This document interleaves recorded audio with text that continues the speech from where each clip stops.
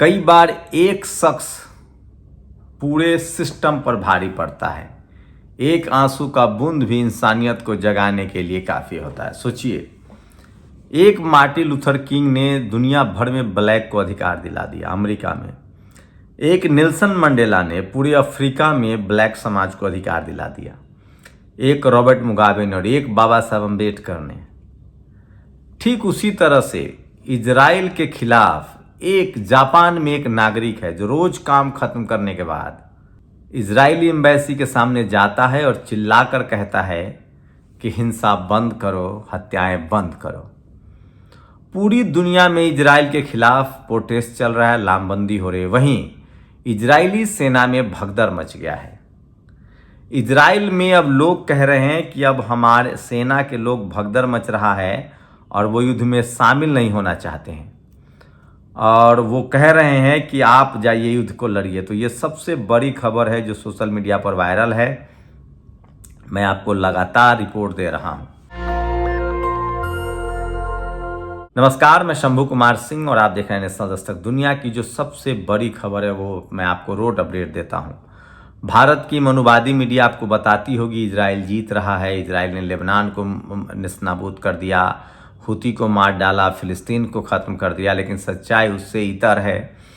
जो खबरें इजराइल आने नहीं देना चाहता है, जिसकी वजह से अमेरिकन पत्रकार की गिरफ्तारी हुई, मैं एक एक खबर पता करके आप तक पहुंचाता हूं कि जो दिखाया जा रहा है वो सच नहीं है।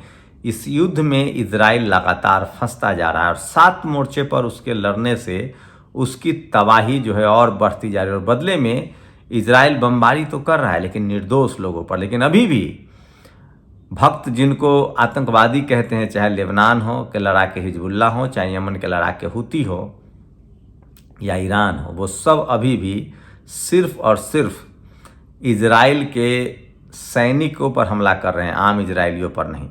और इसी का नतीजा है कि आम इजरायलियों को अब लगने लगा है कि उसके सनकी तानाशाह प्रधानमंत्री ने देश को युद्ध में धकेल दिया है। रिपोर्ट से पता चलता है कि हिजबुल्ला के डर से आईडीएफ सैनिक लेबनान सीमा पर लड़ने नहीं जाना चाहते। उनके परिवार मांग कर रहे हैं कि नेतन्याहू के राइट विंग मंत्री सिमोट्रिच और बेन ग्यूवर दक्षिण लेबनान जाएं। IDF refuse to fight in Lebanon. सोचिए, लेबनान में ये युद्ध, पहले तो वो फिलिस्तीन और हमास से लड़ रहे थे। हमास के पास न अपना हथियार, न अपनी फैक्ट्री, न अपना जहाज, लेकिन हमास और फिलिस्तीन से ज़्यादा मजबूत है लेबनान। और वहाँ आम इजरायलियों को लगने लगा है 2 लाख के करीब आईडीएफ के सैनिक फरार थे और अब इजरायली फौज लड़ने से मना कर रही है और वहाँ विद्रोह हो रहा है इजराइल में। और आम इजरायली कह रहे हैं, जो 1 करोड़ आबादी है, कि इनको भेजिए, नेताओं के बच्चों को, नेताओं को लड़ने के लिए भेजिए। और अभी की सबसे बड़ी खबर है कि किस तरह से हिजबुल्ला ने जो मिसाइल अटैक किया है, वो ठीक निशाने पर बैठा है और पूरा इजरायली शहर जल रहा है। सोचिए, आयरन डोम रडार अब फेल होने लगा और 1-2 जगह नहीं, पूरा मैप दिखाया जा रहा है किस तरह से किरियतयम जो है वो एक शहर है और आयरन डोम रडार जो है कंटिन्यू फेल हो रहा है। और हिजबुल्ला के जो लड़ाके हैं लेबनान से, वो लगातार हमला कर रहे हैं और ये हमला जो है वो बहुत ही गंभीर हमला है। 2 बड़े विस्फोट हुए हैं हफिया में, 2 बड़े, जो नॉर्दर्न इजराइल में पड़ता है, वहाँ सटलर पर, सेना के बैरक पर बड़ा विस्फोट हुआ है हफिया में, जो कि नॉर्दर्न इजराइल में पड़ता है। उसके बाद सुकोत में भी बड़ा एक विस्फोट हुआ है जो कि वेस्टर्न गैली। तो ये 2 बड़े हमले हुए हैं जो लेबनान ने किए हैं और इस हमले से लगातार इजराइल का पक्ष जो है वो कमज़ोर हो रहा है। मैं इसीलिए कह रहा हूँ कि ये वो खबरें हैं जो आपको टीवी अखबार नहीं बता रहा है। जैसे भारत में मुसलमानों को बदनाम करने का मनुवादी मीडिया द्वारा कैंपेन चलाया जा रहा है, वैसे ही दुनिया भर में गोरी मीडिया वहाँ इजराइल फिलिस्तीन युद्ध में फिलिस्तीन के खिलाफ है, लेकिन खबरें सोशल मीडिया पर छन छन करा रही है।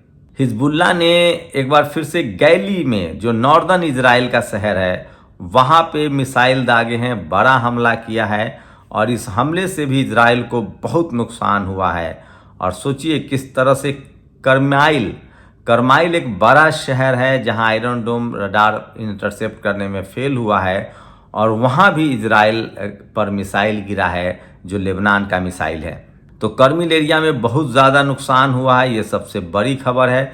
तो मैं फिर कह रहा हूँ, जो आपको बताया जा रहा है, मैंने आपको कई सारे शहरों का नाम लेकर बताया। करमिल किस तरह से जो बड़ा शहर है करमाइल, वहाँ पर इजराइल के करमाइल में हमला हुआ है, जो कि इजराइल पर हमला हुआ है, जो कि ये बड़ा हमला हुआ है। उसके बाद गैलीली जो है नॉर्दर्न इजराइल है, वहाँ बड़ा हमला हुआ है, ये बड़ी खबर है। उसके बाद अनदर बहुत बड़ा हमला हुआ है किरियत यम जो है, वहाँ बहुत बड़ा हमला हुआ है। आयरन डोम रडार लगातार फेल हो रहा है। तो ये सारे जो हमले हैं वो इजराइल के सैनिक अड्डों पर हो रहे हैं, आईडीएफ के अड्डों पर हो रहे हैं। मतलब अभी भी यमन के लड़ाके हों, चाहे हिजबुल्ला हो, चाहे हमास के लड़ाके हो, वो युद्ध नियमों को मान रहे हैं और उन जगहों पर हमला कर रहे हैं जहां इजरायली सैनिक रहते हैं। और वहीं इजराइल में विद्रोह हो गया है, आम इजरायली लड़ना नहीं चाहते हैं। लगभग 2 लाख जो आईडीएफ के जवान हैं वो फरार हो रहे हैं और वो कह रहे हैं कि इस युद्ध में जो शामिल है, इस युद्ध को जिसने शुरू किया है, बेंजामिन नेतन्याहू के बच्चे लड़ने जाएं। और 2 उनके मंत्री हैं, सिमोट्रिच और बेन ग्यूवर, उनको कहा जा रहा है कि इनको दक्षिण लेबनान भेजा जाए। तो इस समय की बड़ी अपडेट बता रहा हूं कि किस तरह से लेबनान में जो है जब से इजराइल ने हमला किया है उसकी मुश्किल बढ़ है। लेकिन मैं अभी भी बता रहा हूं कि इजराइल की कमज़ोरी का आप अंदाज़ा इसी से लगा सकते हैं कि जो इजराइल लगातार कह रहा था कि हम ईरान पर हमला करेंगे, फाइनली वो अब तक हमला नहीं कर पाया है। 2 सप्ताह से ज़्यादा का समय निकल गया है। तो ये तो तय है कि जिस तरह से रूस और चीन हथियारों की सप्लाई कर रहा है, इजराइल की हिम्मत नहीं हो रही ईरान पर हमला करने की। इजराइल ने यह भी कहा था कि लेबनान की राजधानी बेरूत एयरपोर्ट पर अगर कोई जहाज उतरता है ईरान का तो उसे मार डालेंगे, मारेंगे, उड़ा देंगे। ऐसा भी नहीं हुआ। खुद ईरान के विदेश मंत्री जो हैं वो गए बेरूत और वहाँ पर उन्होंने जहाज भी उतारा और इजराइल कुछ नहीं कर पाया। लेकिन सबसे मार्मिक खबर है, जापान की राजधानी में टोक्यो में किस तरह से एक फिलिस्तीन समर्थक रोज आता है, वो अपना काम खत्म करता है, वो जापानी नागरिक है, और इजराइल के दूतावास के सामने जाकर वो रोज चिल्ला के कहता है कि ये युद्ध बंद करो। सोचिए, दुनिया भर में एक आदमी भी अगर शांति के साथ खड़ा है। हिटलर की एक तस्वीर वायरल होती है जिसमें सारे लोग हिटलर के लिए हाथ उठा रहे हैं, लेकिन एक शख्स है जो हाथ नहीं उठा रहा। उस समय भी वो हिटलर को गलत कह रहा था। तो ये शख्स की तुलना भी उसी तरह से की जा रही है। मैं बता दूं कि एक इंसान ने कैसे इंसानियत को बदला है। मार्टिन लूथर किंग ने किस तरह से अमेरिका में ब्लैक समुदाय को अधिकार दिलवाया, लड़ा। नेल्सन मंडेला ने किस तरह से पूरे अफ्रीका में ब्लैक समुदाय को अधिकार दिलवाया। वो जब जेल में थे तो दुनिया भर के दूतावासों में अफ्रीकन समुदाय के लोग जाके खड़ा होते थे और कहते थे कि उनको रिहा किया जाए, जब इंग्लैंड का गुलाम था अफ्रीका। रॉबर्ट मुगाबे का उदाहरण है, जिन्होंने किस तरह से जिम्बाब्वे में ब्लैक समुदाय के आर्थिक अधिकारों को, सामाजिक अधिकारों को बचाया।